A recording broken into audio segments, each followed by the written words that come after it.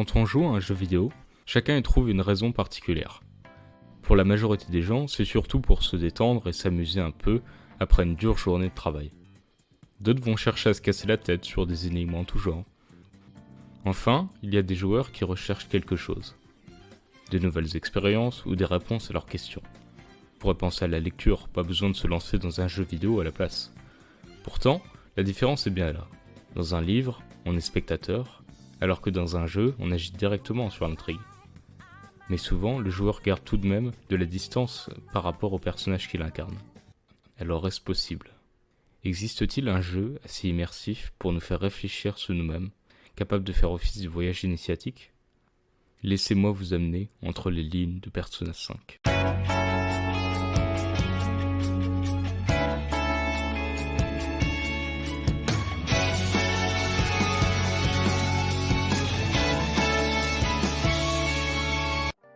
Lancé dans le jeu, on incarne un lycéen japonais âgé de 16 ou 17 ans, victime d'une erreur judiciaire. Alors qu'il marchait dans les rues la nuit, il croise un homme ivre agressant une jeune femme. Voulant le stopper, le héros frappe au visage de l'agresseur. Manque de chance, c'était un homme politique très influent, proche d'éteindre la tête du Japon.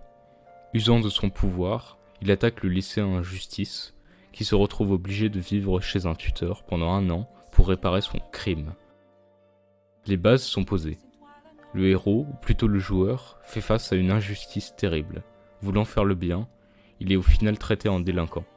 C'est là que le joueur devra affronter le regard des autres, aux yeux de qui il est violent et différent. Que ce soit les élèves, les enseignants ou même son tuteur, le héros est très mal vu. C'est après ces débuts difficiles qu'un nouvel élément entre en jeu, la chambre de velours. Durant ses rêves, le joueur se retrouve régulièrement transporté dans une salle remplie de cellules, au milieu de laquelle se trouve le directeur de la prison, Igor. Être difforme et mystérieux, il est accompagné par 2 gardiennes à taille d'enfant. C'est dans cet univers étrange que le héros va apprendre de nombreuses choses sur lui-même et le monde qui l'entoure. Comme représenté dans la chambre de velours, où le joueur est enfermé, un boulet au pied et en habit à rayures, il est prisonnier. Mais son avantage est qu'il en est conscient, contrairement à la plupart des gens. En effet, cette métaphore de la prison exprime le fait que l'on suit tous ce qu'on nous dit de faire, sans jamais se rebeller ni se poser de questions. Igor invite donc le héros à se libérer, en partant à la découverte de sa personnalité, et en rencontrant des gens comme lui. Ce que le joueur ne va pas tarder à faire en rencontrant Ryuji, un lycéen de son âge, lui aussi rejeté par son caractère impulsif et différent. Par la suite, il rencontrera diverses personnes aux facettes différentes, l'aidant au cours de sa quête. Le héros s'entoure donc de personnages affrontant eux aussi des problèmes dans leur vie et ayant des idées divergentes de la société. Ces gens riches en émotions apportent de la vie à cet univers et permettent aux joueurs de s'identifier à certains d'entre eux. Comme expliqué avec l'histoire du héros, l'intrigue dénonce les travers sombres de notre société. L'abus de pouvoir est certainement la chose la plus critiquée dans le jeu. Pour cela, l'histoire nous présente divers milieux, tous touchés de près ou de loin par ce trait si mauvais de l'homme. On y découvre un professeur abusant de ses élèves, un peintre volant les œuvres de ses disciples, un mafieux s'enrichissant sur la peur et les menaces. Dans tous les cas, on remarque un rapport de force entre une classe dominante et des personnes soumises. Dans l'histoire de l'humanité, cela a toujours persisté, de même que dans le règne animal, avec en premier lieu cette règle cynique, manger ou être mangé. C'est sûrement pour cela que ces personnages profitant des faibles ont une mentalité aussi sauvage et primitive ancrée dans leur esprit. Mais nous y reviendrons. C'est pour combattre ces injustices que le héros, accompagné de ses camarades, va créer le groupe des voleurs fantômes. En équipe, ils usent du pouvoir de leur persona afin de briser les désirs pervers de leurs ennemis. Pour ceux qui ne connaissent pas encore ce principe, je vais vous l'expliquer. À un moment de l'intrigue, chaque compagnon du héros est confronté aux barrières qui le freinent dans leur vie. Ils doivent faire face à leurs problèmes et dévoiler leur véritable personnalité.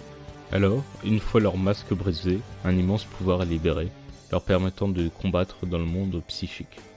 D'accord, je sais que ça peut être compliqué à comprendre, mais restez. Une fois qu'on a compris, ça a du sens. Chaque personnage possède dans son esprit une représentation de toutes ses pensées et désirs. Grâce à Igor, le héros a un accès à ce monde parallèle, dans lequel il se rend avec son groupe. C'est là qu'ils affrontent avec leur persona l'ombre de leur cible, représentant ses désirs pervertis. On voit ici un schéma de confrontation de pouvoir, où celui de la volonté est opposé à celui de la société. On pourrait croire un éloge de l'anarchie, mais cela peut simplement représenter le besoin d'affronter ce qui nous révolte, en se rassemblant.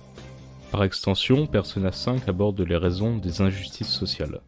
On remarque chez la plupart des personnages sous emprise que c'est la peur qui les freine de leur besoin d'expression. Par exemple, Haru est effrayée par son père et l'homme à qui elle est promise, car ils sont tous deux puissants et menaçants. Alors elle accepte sa situation, jusqu'à ce qu'elle réalise qu'on dirige sa vie depuis toujours. C'est en voulant reprendre sa vie en main qu'elle éveille sa persona, et exprime sa révolte au sein des voleurs fantômes. L'autre problème qui favorise l'injustice est le crédit qu'on apporte aux puissants, ce qui les amène parfois à la corruption. Shido le représente parfaitement. Étant dans les sphères du pouvoir, tout le monde lui donne raison par rapport à des gens moins influents, tels que le héros. Cela lui fera gagner son procès et détruire la réputation du joueur par la même occasion. Enfin, la société est aveuglée par son ignorance à propos de problèmes importants, ou simplement son déni.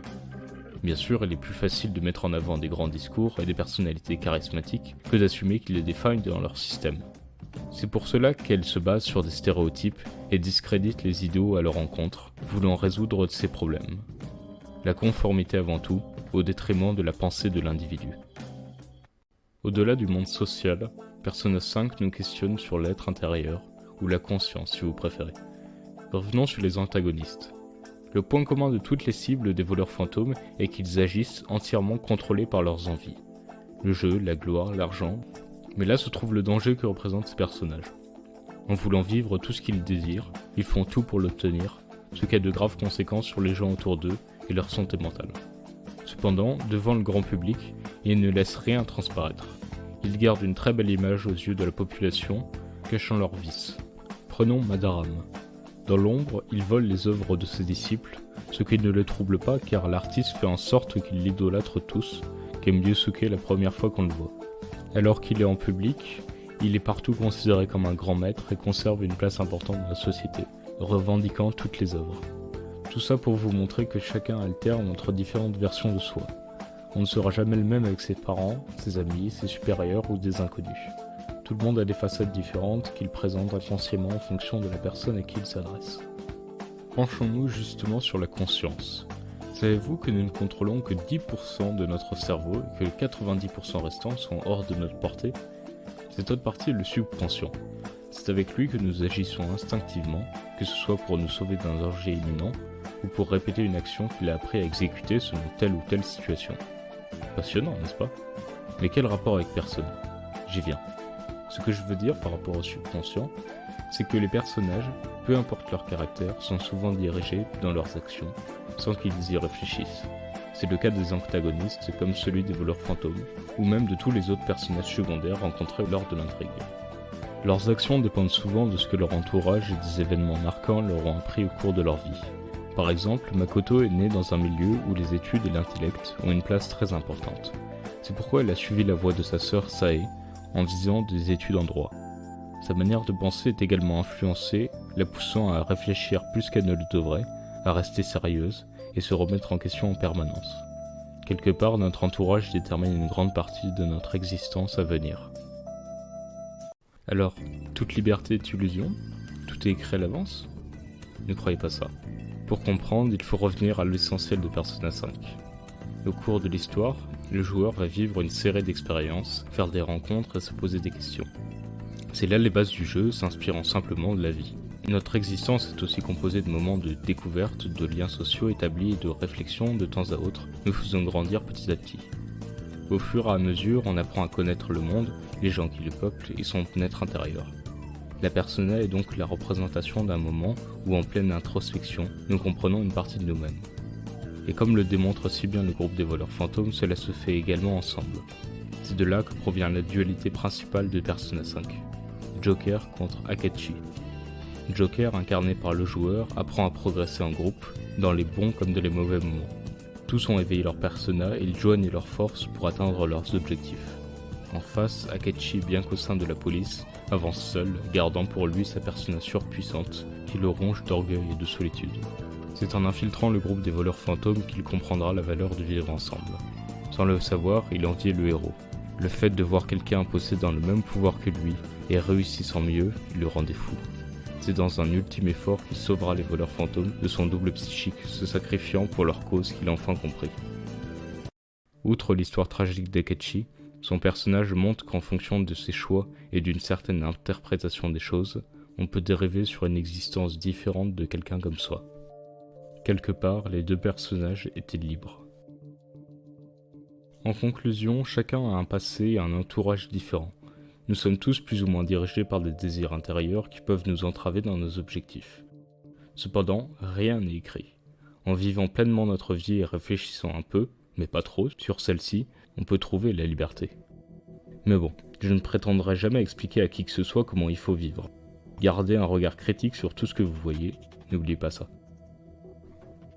Merci beaucoup d'avoir suivi cette vidéo jusqu'au bout parce que je sais que c'est pas évident d'entendre quelqu'un parler pendant plus d'un quart d'heure, surtout quand il sait pas vraiment bien s'exprimer. Donc voilà, c'était ma première vidéo et j'aimerais beaucoup avoir vos retours pour savoir ce que je pourrais améliorer parce que je sais que j'ai encore beaucoup à améliorer. Sachez que je vais pas m'arrêter tout de suite, je compte sortir encore pas mal de vidéos dans la suite de la chaîne, vous en faites pas.